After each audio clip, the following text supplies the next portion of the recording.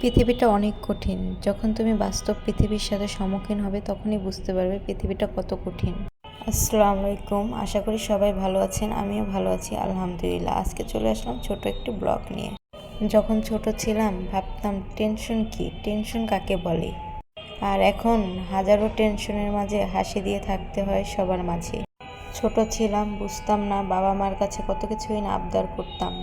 বাবা মা আবদার পূরণ করারও চেষ্টা করতো, কখনো বুঝে কখনো না বুঝে। কত কিছু বাবা মা দিতে পারবে না, তারপর আবদার করে বসে থাকতাম। বুঝতাম না যে তারা দিতে পারবে কি পারবে না। কিন্তু বাবা মা সবসময় চিন্তা করতো তার ছেলে মেয়ে ভালো থাকুক, ভালো খাক, এটাই সবসময় তারা আশা করতো। আর প্রতিটা বাবা মাই চায় তার সন্তান, সেটা ছেলে হোক বা মেয়ে হোক, একটা ভালো প্রতিষ্ঠিত হোক, ভালো একটা পর্যায়ে যাক।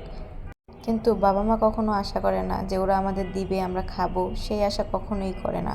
বাবা মা চায় ওরা ভালো থাক, সেটাই আমাদের কাছে অনেক বড় চাওয়া পাওয়া।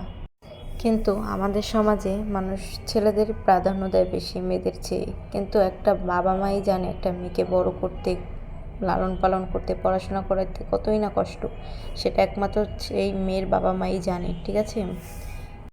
আর প্রতিটা সন্তানেরই মাথায় রাখা উচিত যে বাবা মা বড় করেছে আমাদের, আমরা বাবা মার সম্মানের ক্ষেত্রে তাদের মনের আশা পূরণ করতে জানি পারি। আর দেখবেন আপনি যখন একটা ভালো পর্যায়ে যাবেন তখন আপনার সুনামের শেষ থাকবে না।